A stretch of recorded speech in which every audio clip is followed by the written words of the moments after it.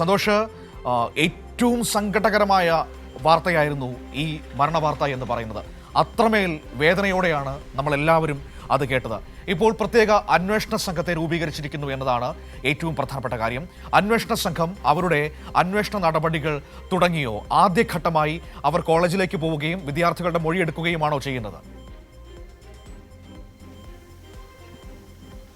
മനു, നിതിൻ രാജിൻ്റെ ഈ ആത്മഹത്യക്ക് പിന്നാലെ അസ്വാഭാവിക മരണത്തിനായിരുന്നു ആദ്യം ചക്കരക്കല്ല് പോലീസ് കേസ് രജിസ്റ്റർ ചെയ്തിരുന്നത്. പിന്നെ ഇന്നലെ വൈകുന്നേരത്തോടു കൂടിയാണ് കണ്ണൂർ സിറ്റി പോലീസ് കമ്മീഷണറുടെ നിർദ്ദേശം അനുസരിച്ച് പ്രത്യേക അന്വേഷണ സംഘത്തെ രൂപീകരിക്കുന്നത്. കണ്ണൂർ ACP ഹരിപ്രസാദിന്റെ നേതൃത്വത്തിലുള്ള 7 അംഗ സംഘത്തെ രൂപീകരിച്ചതിന് തൊട്ടു പിന്നാലെ തന്നെ ഈ 2 പേർക്കെതിരെ, അധ്യാപകരായ റാമിനെതിരെയും സംഗീതക്കെതിരെയും ആത്മഹത്യാ പ്രേരണ കുറ്റം ചുമത്തുകയും അതോടൊപ്പം തന്നെ പട്ടികജാതി പട്ടികവർഗ വിഭാഗങ്ങൾക്കെതിരായ അതിക്രമങ്ങൾ തടയുന്നതിനായുള്ള വകുപ്പുകൾ ഉൾപ്പെടെ ചുമത്തുകയും ചെയ്തിട്ടുണ്ട്. അതിനുശേഷം ഇന്നലെ രാത്രി കണ്ണൂർ സിറ്റി പോലീസ് കമ്മീഷണർ മാധ്യമങ്ങളെ കണ്ടിരുന്നു. മാധ്യമങ്ങളെ കണ്ട് ഈ കേസുമായി ബന്ധപ്പെട്ട കാര്യങ്ങൾ അദ്ദേഹം വിശദീകരിച്ചിരുന്നു.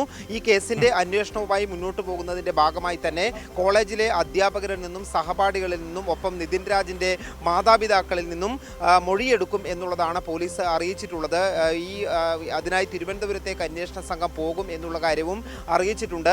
ഇപ്പോൾ കോളേജിൽ ഈ അവധി ആണ്, അതുകൊണ്ട് വിദ്യാർത്ഥികളിൽ നിന്നും കോളേജിലെത്തി മൊഴിയെടുക്കുക എന്നുള്ളതിന് നേരിയ ഈ അന്വേഷണ സംഘത്തിന് ഇപ്പോൾ സാധിക്കുന്നില്ല. അതുകൊണ്ട് വിദ്യാർത്ഥികളുടെ വീട്ടിലെത്തി ഉൾപ്പെടെ മൊഴിയെടുക്കും എന്നതുൾപ്പെടെയുള്ള കാര്യങ്ങളാണ് ഇപ്പോൾ അന്വേഷണ സംഘം ആലോചിക്കുന്നത്. അതോടൊപ്പം തന്നെ നിതിൻ രാജിൻ്റെ മരണവുമായി ബന്ധപ്പെട്ട് ശക്തമായ പ്രതിഷേധവും ഉയർന്നു വരുന്നുണ്ട്. അഞ്ചരക്കണ്ടി ഡെന്റൽ കോളേജിലേക്ക് ഇന്ന് വിദ്യാർത്ഥി സംഘടനകളുടെ പ്രതിഷേധ മാർച്ച് ആഹ്വാനം ചെയ്തിട്ടുണ്ട്. 11 മണിക്ക് SFIയുടെ നേതൃത്വത്തിലാണ് ഈ കോളേജിലേക്ക് ഇന്ന് പ്രതിഷേധ മാർച്ച് സംഘടിപ്പിക്കുന്നത്. അതോടൊപ്പം തന്നെ വിവിധ സംഘടനകൾ ഉൾപ്പെടെ ഈ സംഭവത്തിൽ കടുത്ത പ്രതിഷേധവുമായി രംഗത്തെത്തുകയും ചെയ്തിട്ടുണ്ട്. ഏതായാലും ഈ കോളേജിൽ നിന്നുള്ള വിദ്യാർത്ഥികൾ ആരും തന്നെ മാധ്യമങ്ങളോടോ, മനു നേരത്തെ പറഞ്ഞതുപോലെ തന്നെ ഈ ശവസംസ്കാര ചടങ്ങിൽ പങ്കെടുക്കാൻ പോലും വിദ്യാർത്ഥികൾ ആരും പോയിട്ടില്ല. അവർ മാധ്യമങ്ങളോടൊന്നും തന്നെ പ്രതികരിക്കാൻ തയ്യാറാണ്. സന്തോഷേ, ഒന്ന് ഓർത്തു നോക്കൂ, സഹപാഠി മരണപ്പെട്ടിട്ടും ദാരുണമായ സംഭവമായിട്ടും ഒരൊറ്റ വിദ്യാർത്ഥി പോലും, കൂടെ പഠിക്കുന്ന ഒരാൾ പോലും, ആ കോളേജിൽ നിന്ന് ഒരു വ്യക്തി പോലും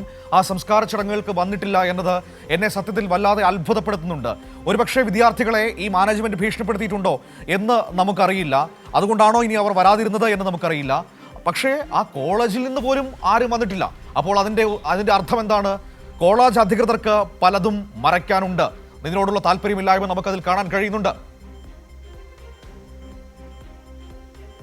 തീർച്ചയായും അതിൽ ഈ മാധ്യമങ്ങൾക്ക് മുൻപാകെ വിദ്യാർത്ഥികൾ ആരും വന്നില്ലെങ്കിൽ നമ്മൾ ചില വിദ്യാർത്ഥികളെല്ലാം ബന്ധപ്പെടാൻ ശ്രമിച്ചിരുന്നു. അതിൽ ഓഫ് റെക്കോർഡായി ചില രക്ഷിതാക്കൾ പറഞ്ഞ കാര്യങ്ങളുണ്ട്. അവർ മാധ്യമങ്ങൾക്ക് മുൻപാകെ വരാൻ തയ്യാറാകുന്നില്ല. കാരണം ഇനി കുട്ടി അവിടെ തുടർന്ന് പഠിക്കേണ്ടതാണ്. അവരെ ഭാവിയെ സംബന്ധിച്ച ആശങ്ക അവർക്കുണ്ട് എന്നുള്ളതാണ് മനസ്സിലാക്കുന്നത്. പക്ഷേ രക്ഷിതാക്കളിൽ നിന്നും ഓഫ് റെക്കോർഡായി അവർ നമ്മളോട് സംസാരിച്ചതനുസരിച്ച് ഈ നിതിൻ രാജിൻ്റെ രക്ഷിതാക്കൾ ഉന്നയിച്ച ആരോപണങ്ങൾ ശരിവെക്കുന്ന തരത്തിലുള്ള ഒരു പ്രതികരണം തന്നെയാണ് അവരിൽ നിന്ന് ലഭിച്ചിട്ടുള്ളത്. കോളേജിൽ നിന്ന് ഈ അധ്യാപകരുടെ, പ്രത്യേകിച്ചും ഈ ഡോക്ടർ റാമിൻ്റെ കുട്ടികളോട് വളരെ മോശമായ രീതിയിലാണ് പെരുമാറുന്നത് എന്നുള്ളത് മറ്റ് രക്ഷിതാക്കൾ ഉൾപ്പെടെ, കുട്ടികൾ ഉൾപ്പെടെ സ്ഥിരീകരിക്കുകയും ചെയ്തിട്ടുണ്ട്. ഇത് ആദ്യത്തെ സംഭവമല്ല. നേരത്തെയും വിദ്യാർത്ഥികൾക്ക് നേരെ ഇത്തരത്തിലുള്ള മോശം അനുഭവം ഈ അധ്യാപകരുടെ ഭാഗത്ത് നിന്ന് ഉണ്ടായിട്ടുണ്ട് എന്നുള്ള കാര്യം തന്നെയാണ് സ്ഥിരീകരിക്കപ്പെടുന്നത്.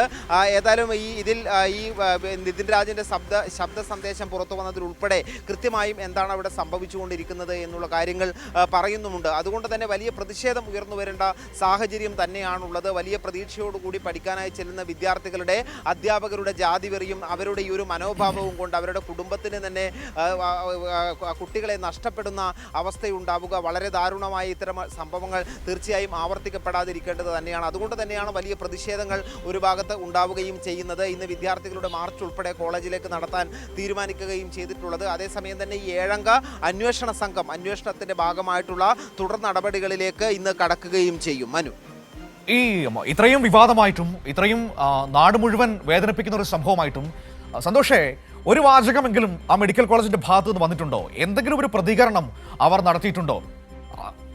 എന്താണ് അവർ മിണ്ടാതിരിക്കുന്നത്? ഇതിൽ ഇതിൽ കോളേജിന്റെ ഭാഗത്തുനിന്ന് ഉണ്ടായ ഒരു നീക്കമെന്ന് പറയുന്നത് ഈ രക്ഷിതാക്കൾ പരാതി ഉന്നയിച്ചതിന് പിന്നാലെ കോളേജ് മാനേജ്മെന്റ് ഈ ആരോപണ വിധേയരായ അധ്യാപകരെ കോളേജിൽ നിന്നും സസ്പെൻഡ് ചെയ്തിരുന്നു.